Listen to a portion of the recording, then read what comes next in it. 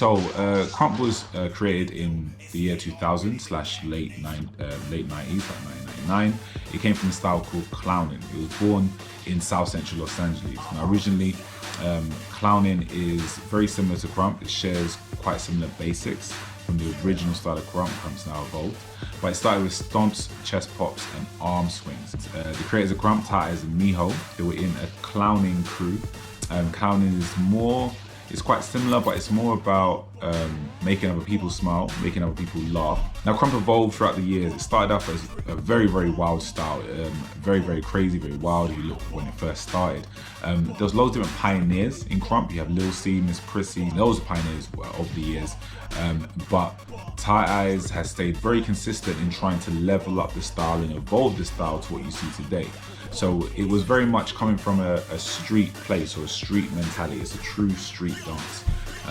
So in terms of actually having basics, they had the basics and understood them. But with Taz staying consistent within the dance, he was able to hone the basics and be able to make it presentable, have a formula behind it that can actually be taught, can be grown, can be evolved.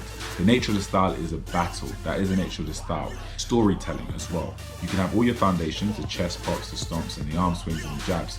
You can have all of them, but without your feeling underneath, it's not Krump. It's a storytelling style, so it matches naturally with storytelling. I like to say that Krump has more in common creatively with a contemporary dance than it does with hip hop dance, because there's always a story. Even if we're battling in freestyle and we have to tell a story, we have to be in what we call character. Again, it's another thing that you have to have while you Krump. Your movements can be perfect, but without your character, it doesn't exist. Now, your character in Krump is your why, it's your intention. Now, we have concepts, which is our what, it's our thing that we're doing. Now, we have our character to help to emphasize or tell the story of our concept, so to speak. And you can find these type of techniques, maybe explained in different ways, all throughout different dance theatre techniques, throughout contemporary theatre techniques or whatever. You'll always find a very big link. Now, I discovered Krump because when I first came into dance, it was at a time where YouTube wasn't big. It wasn't big at all. It was just kind of on its way out. The way was to try and look on YouTube and see what you could see and try and learn that way. I was also going to college and studying ballet and contemporary at the time, but I was drawn more towards street dance and the street dance style. So when I started to see this thing called Krump, it was raw, it was aggressive, it was powerful, and I saw that these people were going through something. They were really, truly expressing something. There wasn't any resources. I can't say much. There was no resources to actually learn and actually understand the foundations and the basics. I used to look at different videos and see the common denominator. Like, okay, so he's stomping, he's hitting his chest, and he's doing that, and he's doing that. The big catalyst, I think, for me actually was when I saw Missy Elliott's video. I can't remember that song's called, but that's the track that Lil C was crumping in, and I was like, oh my gosh, what's he doing? I want to do that. So I started to look at different videos and stuff, and there was a site called crumpkings.com back in the day where Taz and a few of the other pioneers used to battle on and stuff. So I used to watch them and then go and imitate and watch and imitate and watch and imitate. And over the years, it was the same thing really, just imitation. That's the only way I could do it, was to just do it. With Krump, it's the type of thing you can't necessarily kind of formularize too much. You have to feel it and you have to do it. You have to get into it.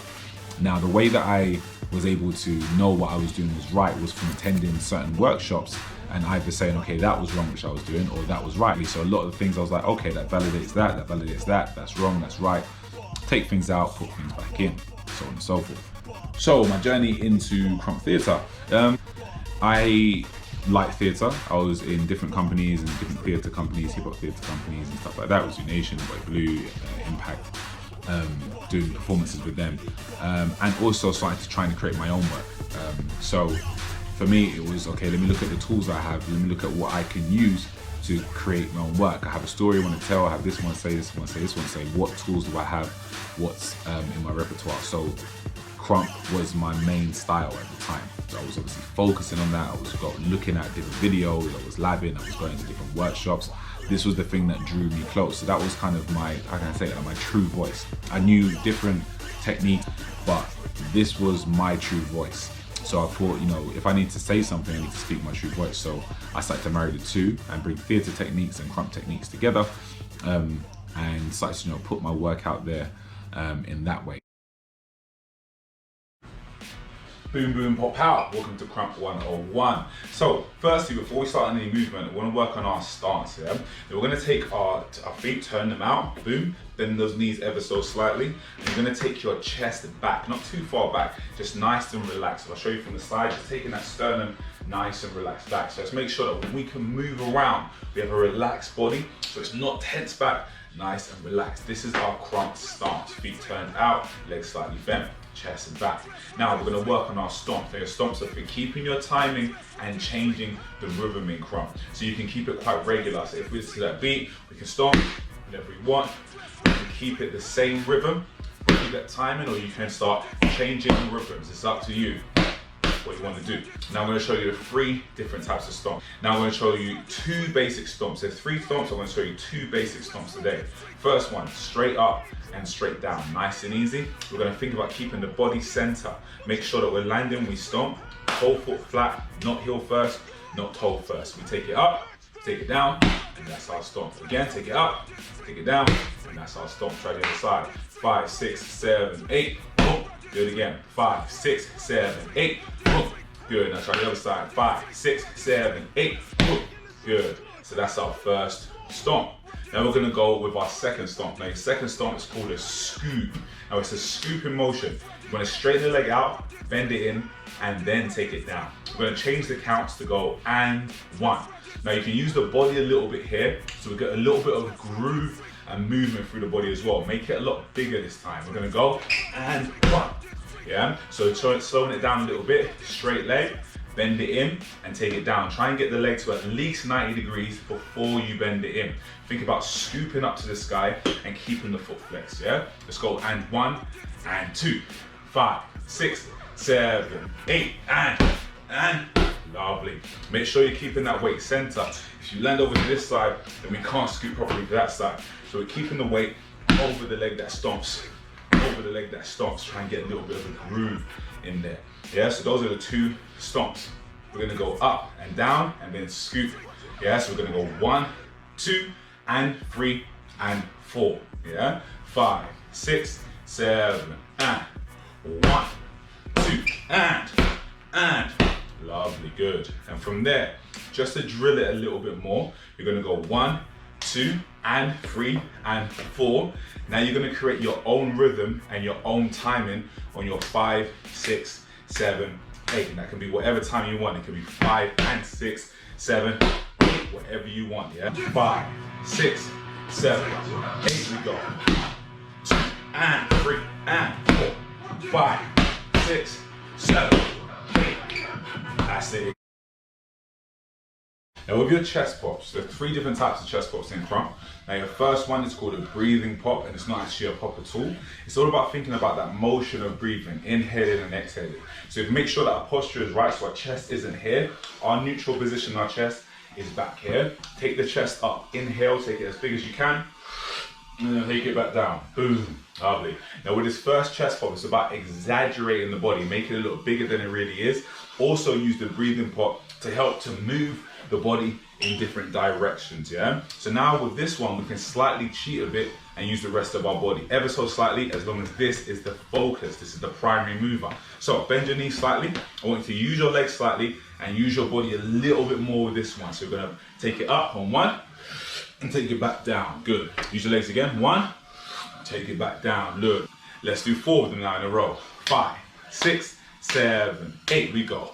1, 2, 3, 4, excellent. So making sure that even though the shoulders do move, we're not making the shoulders primary. The chest is primary, the shoulders help it out.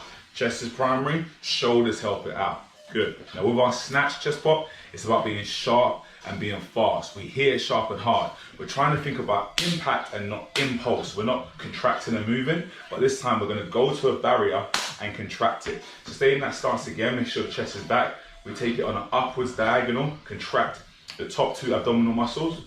There we go, and we're contracting as we get there. So we're not contracting first. We go 1, 2, 3, 4. Good, try again. 5, 6, 7, 8. We go 1, 2, 3, 4. Now when you do your snatch, you don't want your shoulders to move. We're trying to isolate and cut everything off. So not like the breathing pop, or use the legs. This time with a snatch, cut everything else off, bang, bang, bang, bang, and keep it sharp.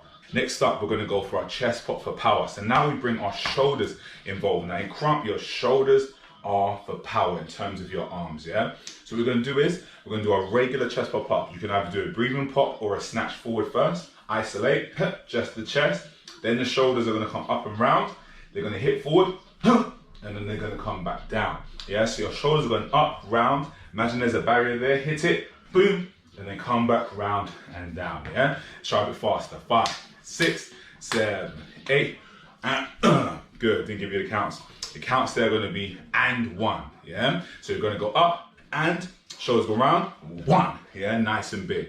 Here we go, 5, 6, 7, 8, and boom. 6, 7, 8, and boom. Lovely, perfect. Now we're gonna do all 3 chest pops. We're gonna do our breathing pop first, then our snatch, and then our chest pop for power. The time is gonna go 1, snatch, 2, chest pop for power, and 3, yeah? 1, 2, ba boom, yeah? Your chest pop is like your heartbeat of your Krump. Here we go, 5, 6, 7, 1, 2, boom, 6, 7, and breathe, snap, boom, boom, 6, 7, and breathe, snap, boom, boom, 6, 7, and breathe, snap, boom, boom. Okay, so next up, we're gonna go for our arm placements. So if your arm placements in Krump, it's all about having a picture with no blur. The reason we have our arm placements is so that we have positions that we can go to in between our jabs and arm swings, so we can show that we have control over our arms, yeah? So with our arm placements, we're gonna stick with just 4 positions for now, but when you do your placements in Krump, they can be anywhere you want, yeah? 4 positions we're gonna stick with as our template. We're gonna go in, then we're gonna go to the side, we're gonna go up, if you've got space, and then we're gonna go down, lovely. Again, we're gonna go in, we're gonna go to the side, we're gonna go up, we're gonna go down. Now, you gotta think what your hands are doing at the end of these placements. These are different hand gestures we've got in Krump. You've got your speech hands, index finger out, thumb out, rest of the fingers are tucked in. This is all about communication in Krump, gestural movement, how we move and how we speak through our dance, yeah? It's about gestures, gestures. Your open hands are smack hands, for smacking things and making yourself look bigger. Your fists are for power, and you know your shoulders are for power as well, so you marry those 2 together. Your fists are for power and are for grabbing things, pulling them in, grabbing things, okay? Now, you can have any of these hand gestures as we go to these 4 positions. Let's try it with music. Here we go. 5, 6, 5, 6, 7, and 1, 2, 3, 4, sharper, 5, sharp, 6, sharp, 7, sharp. Again, keep going. 1, keep 2, keep it 3, keep it 4, keep it 5, keep it 6, keep it 7, keep it 8.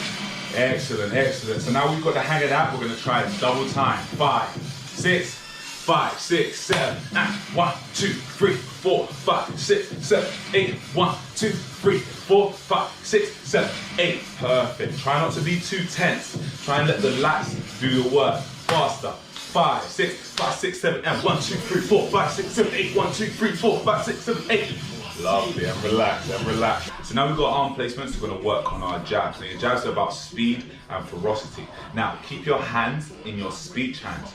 We're gonna jab out and try and hold out for as long as possible. Always come back in before we go out for another jab again. But we're trying to spend as much time straight out as possible and as least time in as possible. So if it goes out, in, out, in, out, in, out. We're gonna do 2 8s on the upwards diagonal, 2 8s to the side, 2 8s on the down diagonal, and 2 8s forward, then straight over to the other side, the same thing, the same thing. Let's try it with some music. Arms are up, in 5, in 6, in 5, 6, 7, and 1, 2, 3, 4, 5. Hold it, hold it, hold it. 2, 3, 4, my bad, 6 to the side. 1, 2, 3, 4, 5, 6, 7, 8, 2, 2, 3, sharper. 5, 6, down, down. 1, 2, 3, 4, 5, 6, 7, 8, 2, 2, 3, 4, 5 to the front, to the 1, 2, 3, 4, 5, 6, 7, 8, 2, 2, 3, 4. On the other arm now. 1, 2, 3, 4, 5, 6, 7, 8, 2, 2, 3, 4, 5, 6, 7, 8, 2, 3, 4, 5, 6, 7, 8, 2, 3, 4, 5, 6, 7, down, 1, 2, 3, 4, 5, 6, 7, 8, 2, 3, 4, 5, 6, 7, 8, forward, 2, 3, 4, 5, 6, 7, 8, 2, 3, 4, 5, 6, 7, and relax. Now also with your jabs, you have to make sure that jabs are about speed. So with speed in Krump, it's about downwards from the elbows. Your forearms are for speed. We know shoulders are for power. Now we use our forearms for speed. So as we jab, we don't want to try and use the whole arm and shoulders here. We want to try and hold that arm placement in place and extend from the elbow. So it makes it a lot easier to get the speed up when we're throwing our jabs. So next up, we're going to work on your arm swings. We're just going to work on one type of arm swings for now, just your quick arm swings. And that's about going out and then coming back in. So it's the opposite of your jabs, which are about going from in to out. Your quick arm swings are about out to in.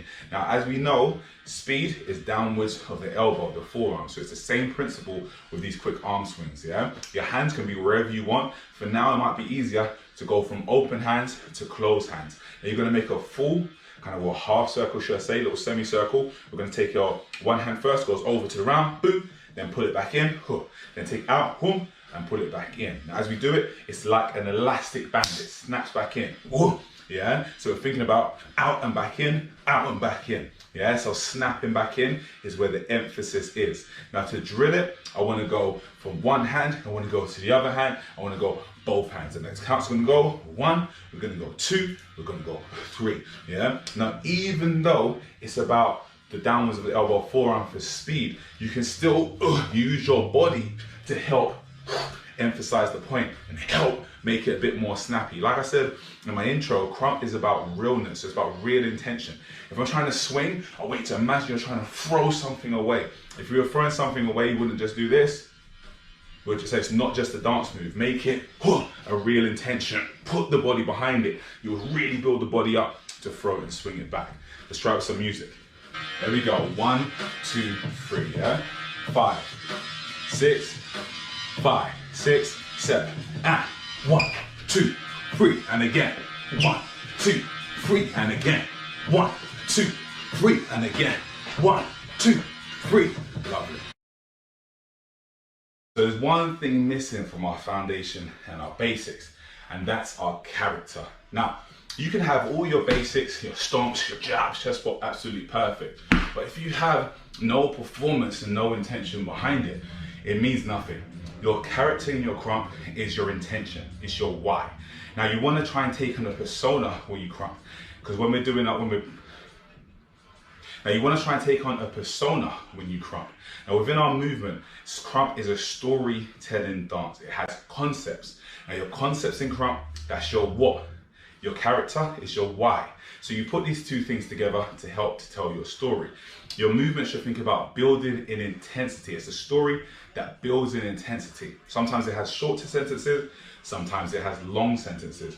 But you can make sure that those sentences build up, boom, to a full stop. Now, however you build those sentences, that's up to you. That's whatever dance experience or whatever vocabulary you have in your movement repertoire and you can bring into Krump. The only thing is you have to make it buck.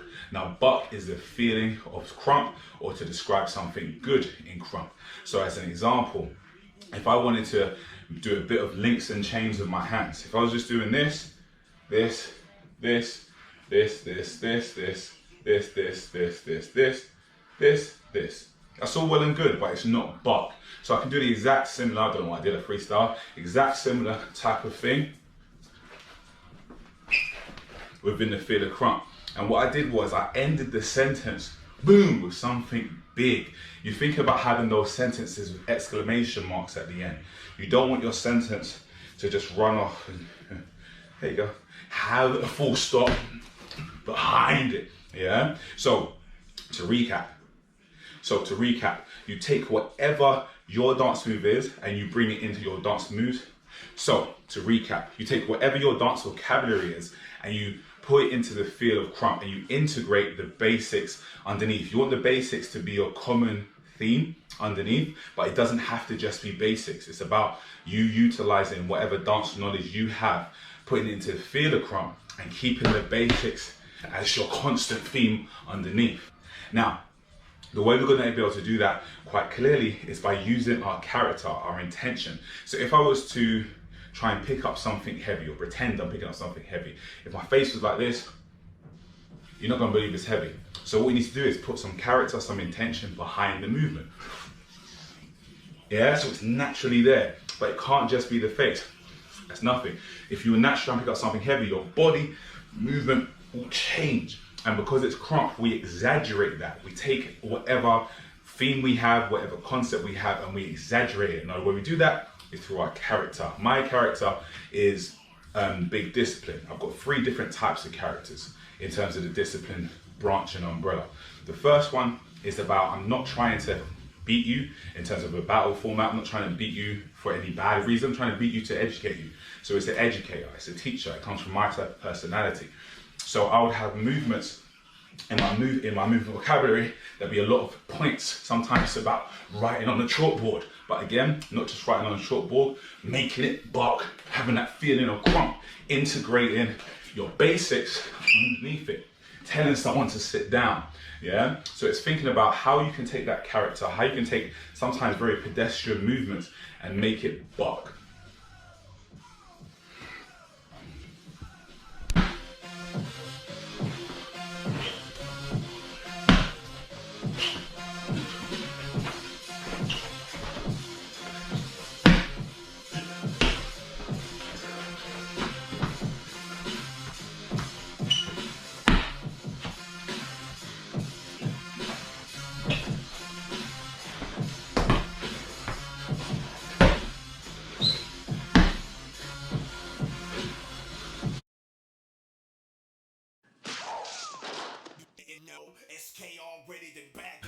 So UK Krump scene, it was when I first started, it was very, how can I say it?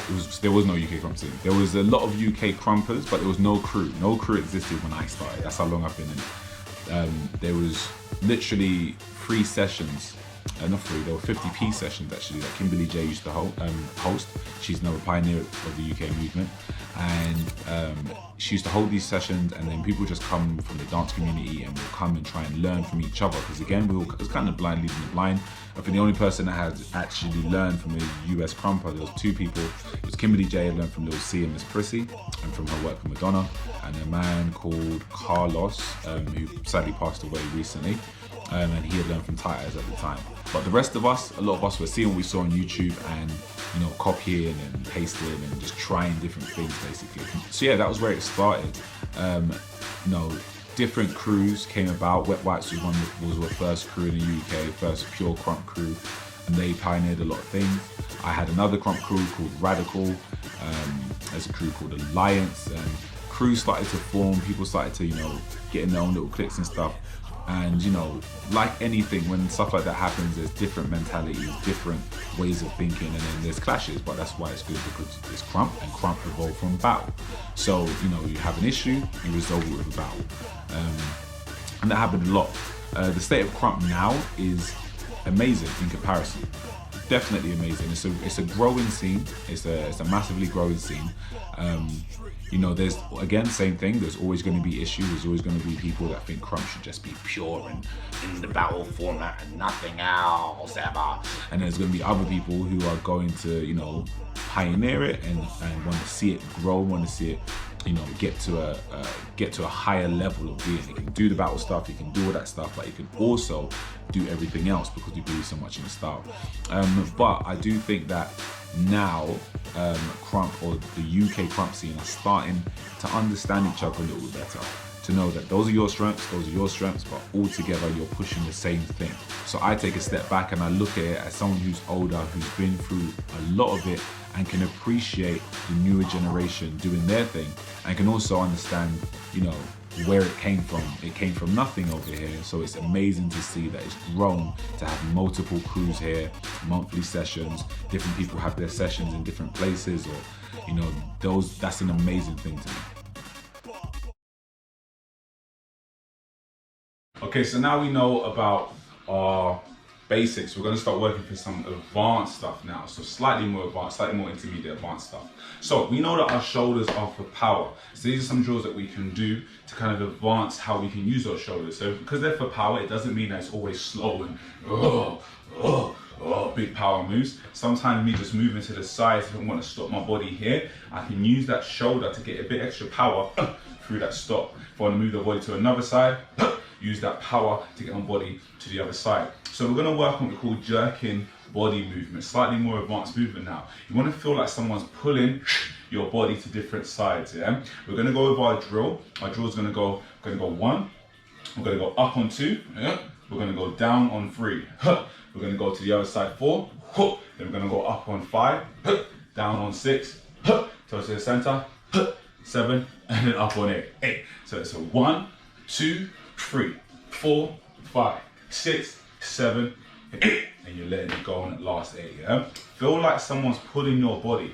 So now I want you to integrate a bit of concepts in there, yeah? So I want you to feel like you're controlling your body, what we call an invisible prop. You're gonna put something in here, you're gonna, not exactly this way, whatever way you wanna do it. Grab it, twist it to one side. Then you're gonna make something push your chest or pull your chest up.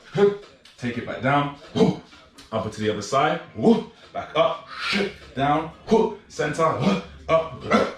Yeah. Now it doesn't have to be strict in terms of moving exactly how I move, but we've got to think about how we can use our shoulders to help our power each side.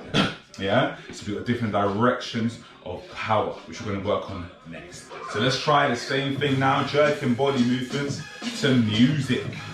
5, 6, 7, 1, 2, 3, 4, and again, 6, 5, 6, 5, 6, 7.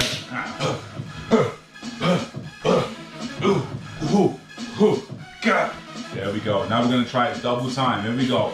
5, 6, 5, 6, 7. Whoa, again, 6, 7. There we go.